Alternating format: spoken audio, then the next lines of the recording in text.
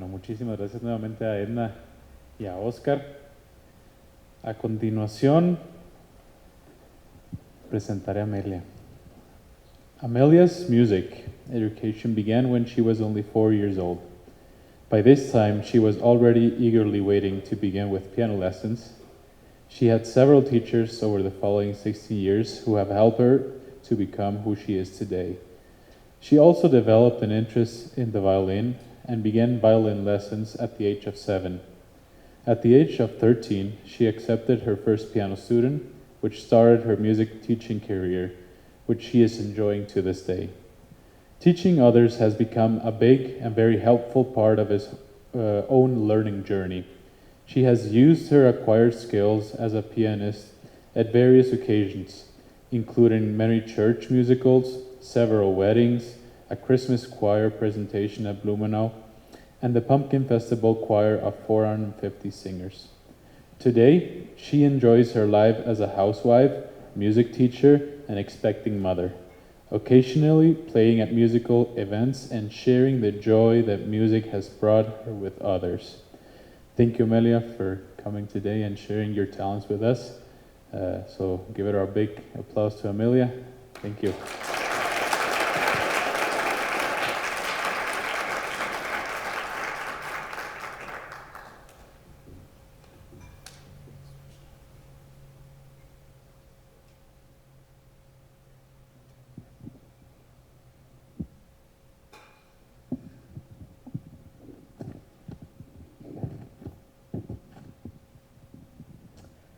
Hello everyone. This is going to be in English. A todos que no entienden inglés, una disculpa. Qué bueno que la música es un lenguaje mundial. So I'm very honored to be here today. Very honored to be able to play for you all and share the joy of music that God has given us. It's so interesting when I was preparing for this. God has in the beginning, music comes from him. He invented it. And so, obviously, he must think that it's enjoyable.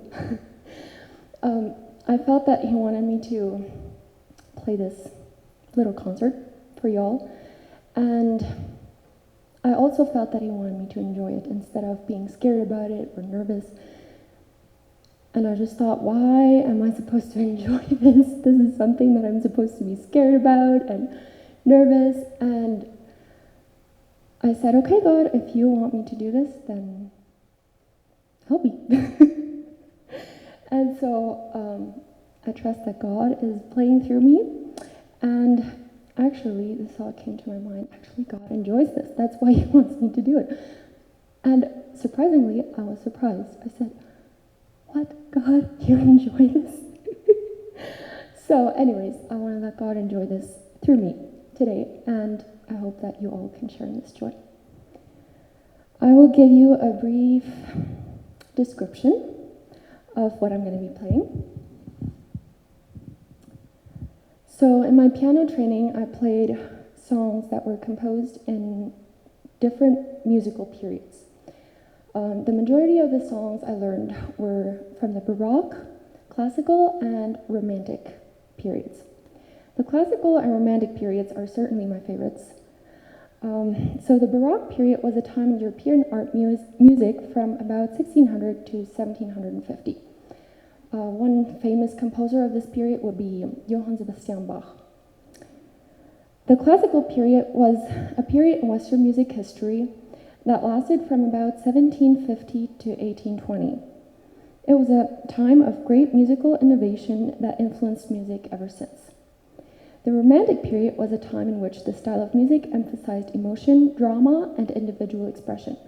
People thought we can't always comply to these classical rules of how music has to be played and written. They wanted to express their own individual feelings and whatever they thought sounded nice. So that's the Romantic period. It was popular from 1820 to 1900. The first song I'll be playing for you all today is The Swan by Camille Saint-Saëns. Saint-Saëns was a French composer of the Romantic period.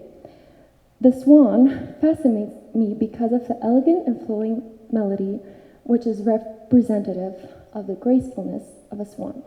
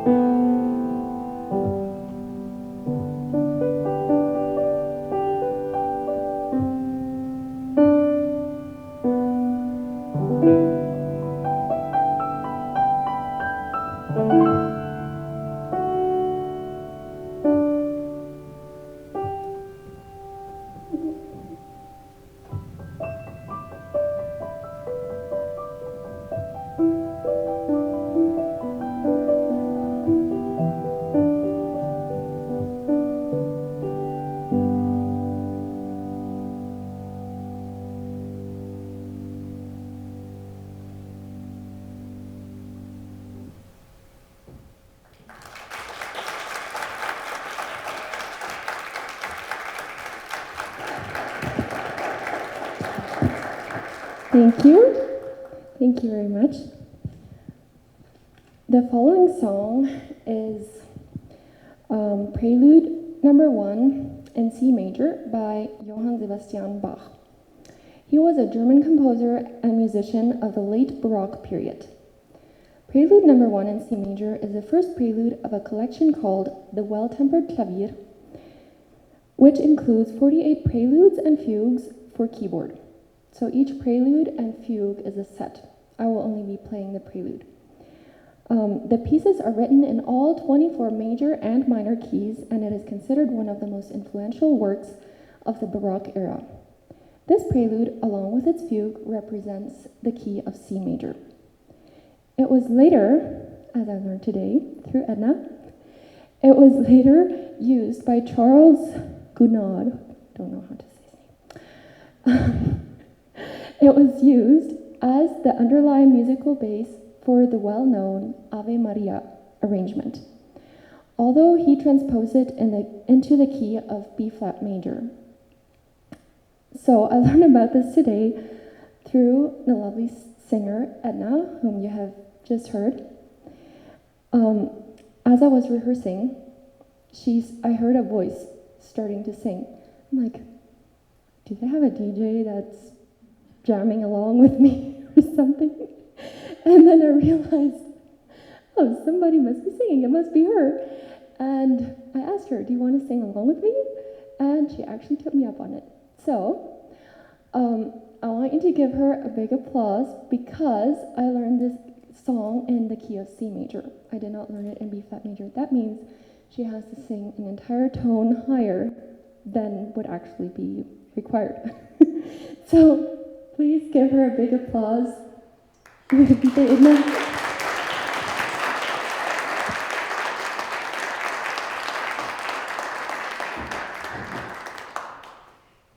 mencionar que nos venimos vestidas iguales, sí, planeando.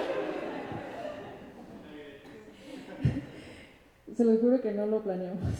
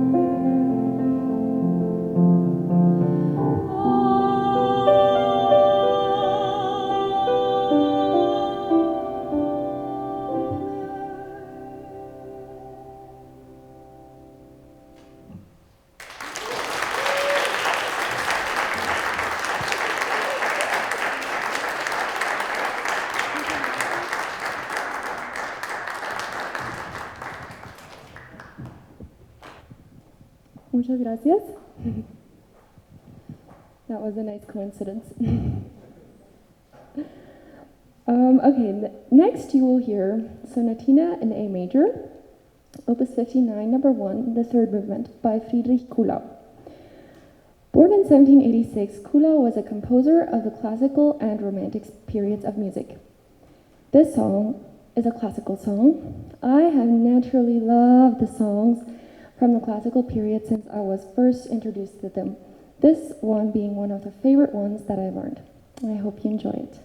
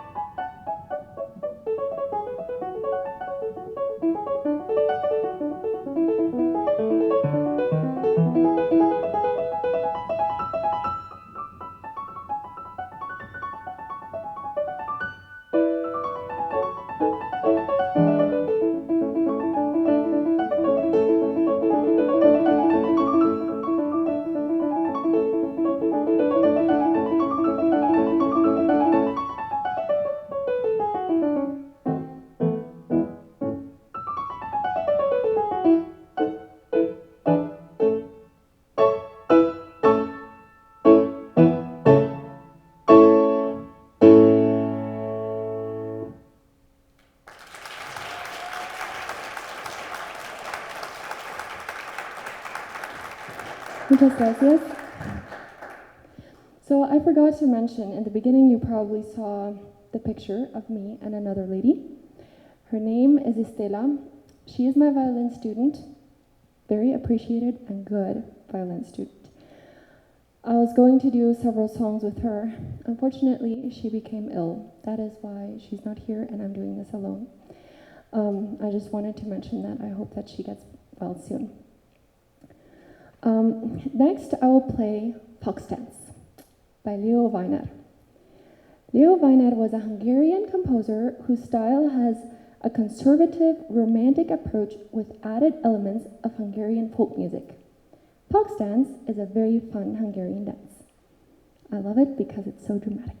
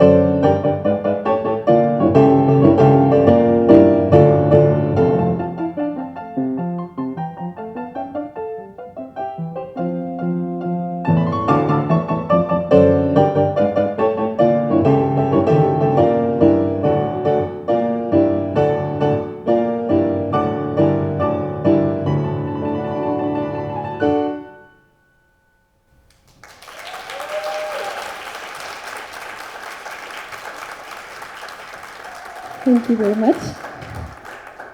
Wasn't that fun? Oh man, I love being dramatic. I love it. Okay, so the next song has some dramatic parts and some very calm parts. You will hear, I will play Hochzeitstag auf Trolltaugen. That means wedding day at Trolltaugen. Opus 65, number 6 by Edvard Grieg. Wedding Day at Trolltaugen is a piano piece by Edvard Grieg that is known for its range of emotions and dramatic tempo contrasts. It is a festive piece that commemorates Grieg's 25th wedding anniversary with his wife Nina in 1896. It has a festive, march-like first section that describes the guests' congratulations and best wishes to the couple. The second section is reflective and subdued. I imagine this section to be a quiet reflection on the sweet years he had already enjoyed with his wife. The piece ends with a variation of the first section, which I imagine to represent the couple's own joy and celebration of their 25-year marriage. Wedding Day at Trolltaugen is considered to be one of Grieg's most important piano works.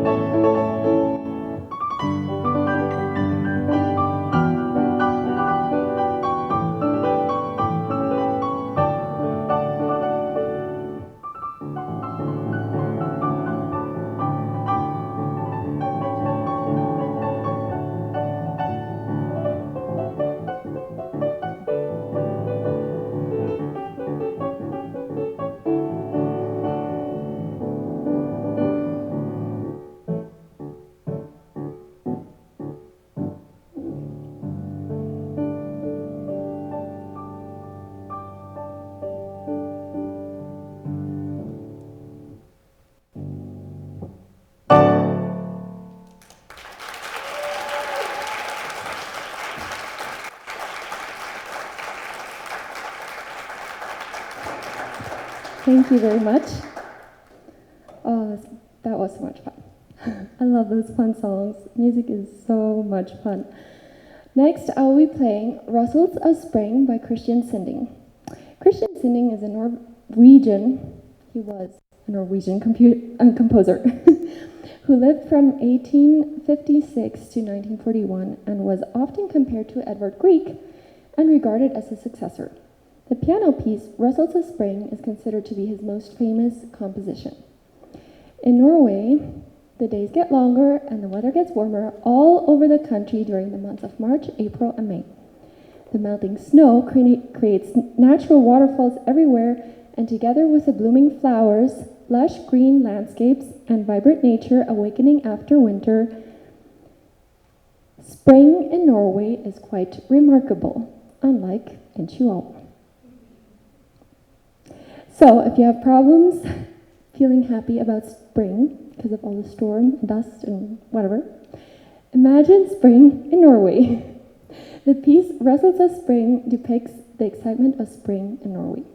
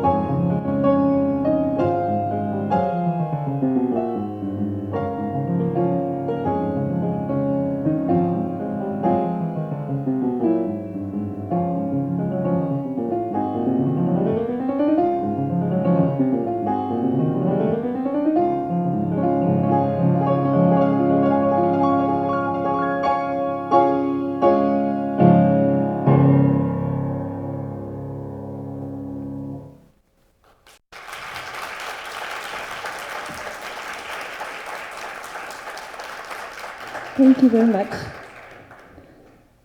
Finally, I will perform Frederick Chopin's, I had to learn how to say that name today, Frederick Chopin's Polonaise in A major, Opus 40, number 1.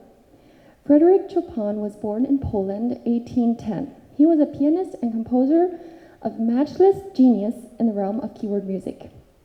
As a pianist, his talents were beyond the ability of others to copy. He had a huge impact on other musicians. His music is known for its intricate ornamentations, rapid runs, and complex fingerings. Chopin ardently disliked the notion of programmatic music, which is music based on a poem, story, painting, nature, or personal experience.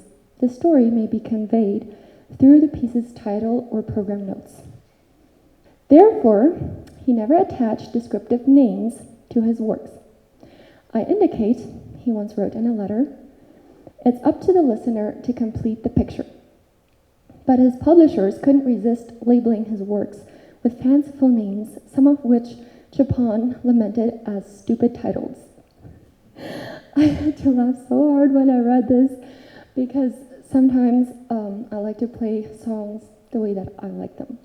I've been trained very much to imagine what the composer felt and what he was thinking and how he wanted the song to be played, and then to try and play it that way and feel that way and all of that stuff. Sometimes I'm like, well, I don't like what the composer felt. I feel something different. And then I joke sometimes, well, he's dead anyways. He won't roll over into his grave if I play it differently. Sometimes I wonder, though, if the composers could look and hear how their music is being played, if they would, what they would think or how they would react. But anyways, I just found it funny that even in their lifetime, they weren't actually honored. And their publishers gave their works stupid titles. But anyways, I don't know if Chopin thought that this title was stupid, but the Opus 40 #1 work has come down to us as the military polonaise. And its exuberant trills and heroic octaves do indeed bring to mind the fanfare that might accompany a triumphant army. Chopin marked his score allegro con brio, enérgico y fortissimo. He intended it to be played very loud, very fast, and with great vigor and enthusiasm.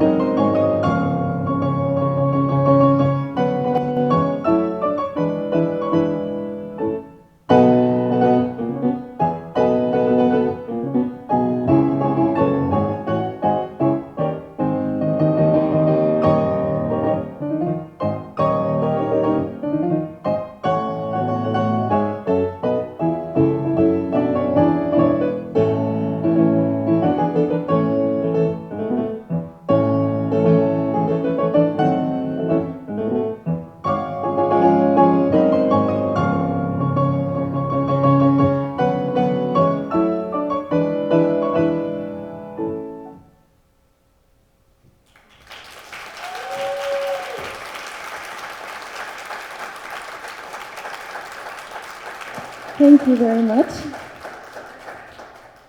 I feel like you all enjoyed it. Did you? Yay, me too.